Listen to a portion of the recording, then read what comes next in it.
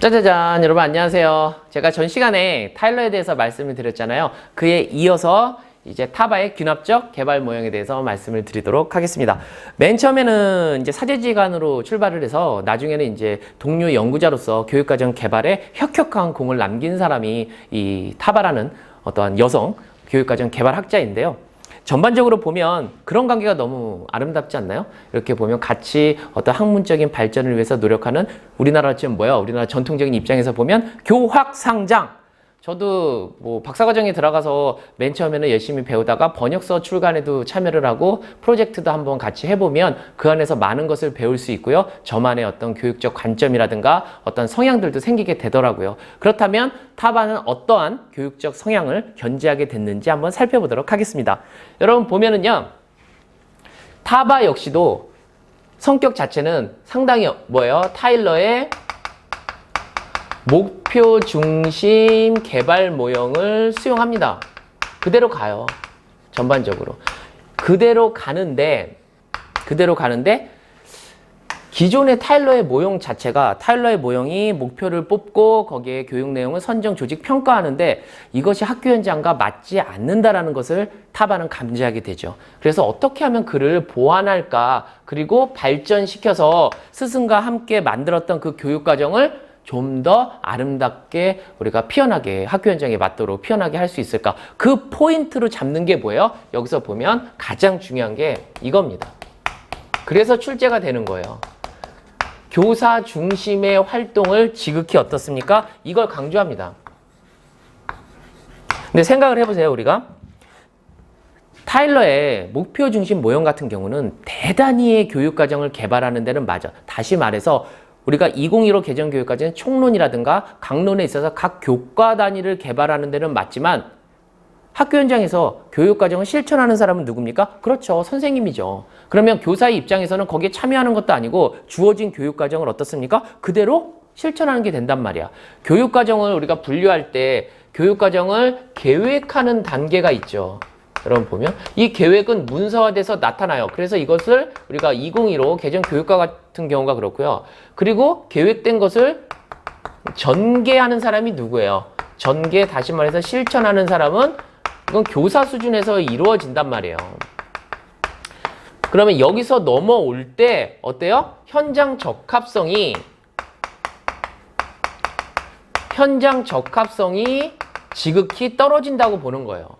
그렇기 때문에 교사 수준에서 뭔가 교육과정을 개발하는데 참여하고 실천할 수 있는 포인트는 없을까? 그것을 누가 고민합니까? 그것을 타바의 귀납적 개발 모형, 귀납적, 엄밀히 말하면 귀납적 단원을 개발한다. 단원 개발 모형이 맞고요. 다른 말로 바꾸면 포인트가 교사 중심의 교육과정 개발 모형입니다.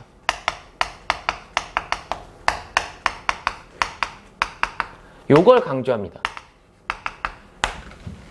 그리고 여기서 참고적으로 보면 계획되고 전개됐어. 그럼 실현됐다라는 것은 뭐죠? 학습자에게 전달이 됐다라는 거니까 이거는 학생 수준으로 이루어지는 거죠. 그럼 그 교육과정을 매개하는 입장에서 교사는 뭡니까?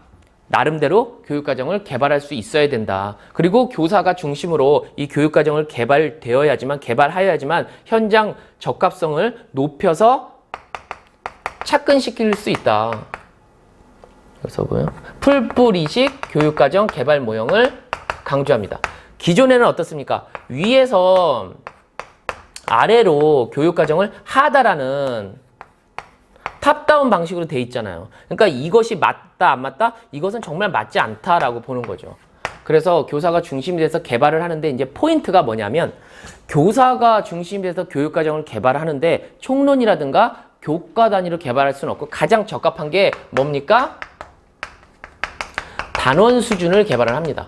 근데 사실 보면 단원과 단원이 플러스 돼서 단원 이렇게 막 모입니다. 이렇게 모이게 되면은 이게 곧 뭡니까? 교과로 진행을 하는 거죠. 그래서 단원부터 시작해서 교과로 진행을 하니까 이 성격 자체가 어떻게 이루어지는 겁니까? 여러분 보면 이게 귀납적이라고 얘기하는 거예요. 여기서 보면 결국은 교과로 간다. 단원에서 시작해서 그래서 귀납적이라는 말을 여기서 써주게 되는 거죠. 그래서 이게 가장 중요한 하나의 포인트가 됩니다. 그러면 내부로 들어가서 이렇게 보면 요구진단이라는 거래요. 요구진단. 타일러는 이 파트를 요구를 어떻게 했죠? 3개 파트, 이 목표를 뽑는 원천, 목표의 원천이라고 그래서 학습자의 요구, 그리고 또 현대사회 요구, 교과 전문가의 요구, 그 3가지를 했죠. 근데 제가 뭐라 그랬어?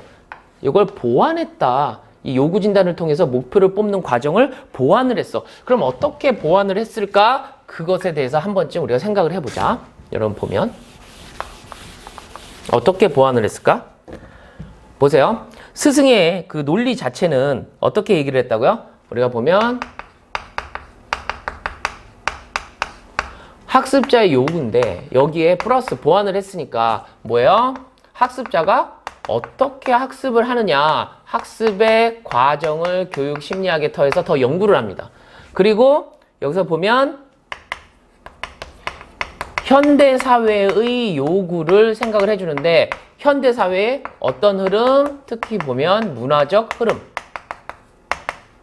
같이 있다고 뭐 여기는 어떠한 지식이라든가 문화적 흐름을 여기 해줍니다. 근데 사실 이 문화를 강조하는 것은 아이즈너도 강조를 했죠. 무엇을 통해서? 영교육 과정을 통해서.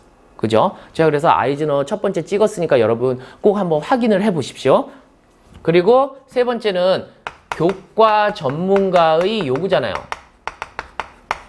그럼 교과 전문가의 요구에 더해서 지식이 우리가 무엇을 추구해야 되는지, 지식의 본질, 그리고 이 교육 과정에 대해서 그 개념이 어떻게 변화하고 있지는 않느냐. 요 교육 과정의 개념에 대해서 이것을 정확히 해주자. 이것을 가지고 다양하게 더 연구를 해서 뭐가 되는 거예요? 이게 요구 진단이 되는 거예요. 요구 진단이 된 뒤에 어떻습니까? 이를 기점으로 해서 내용을 선정하는 거죠. 목표를 뽑는 거죠, 먼저. 그래서 목표를 픽스해 놓고 그 다음에 내용 선정으로 옵니다. 근데 여기서 우리가 또 주목해야 될 부분이 하나 있습니다. 어떤 부분이냐면 내용을 선정하고 조직하고 학습 경험을 선정하고 조직한다? 그럼 이걸 갖고 우리가 뭐라고 얘기하냐면 이원적 고려라고 얘기해요. 내용 선정 조직, 경험의 선정 조직. 그럼 가만히 보면 내용을 선정하고 조직한다라는 것은 누구의 입장입니까? 여기서 보면은 요 입장은 교사의 입장입니다.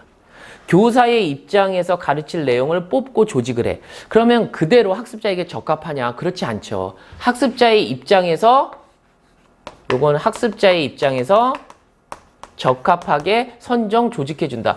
저는 이 논리에 상당히 박수를 보내고 싶어요.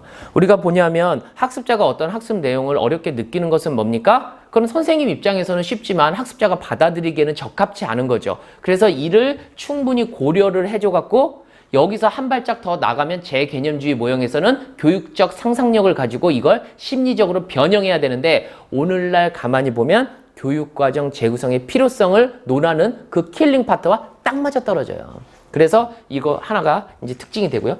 이렇게 해서 선정과 조직이 돼서 평가로 이어집니다. 총 7단계입니다. 하나, 둘, 셋, 넷, 다섯, 여섯, 일곱. 그러면 이렇게 해서 결과적으로 만들어지는 게 뭐라고요? 여러분 보면 단원.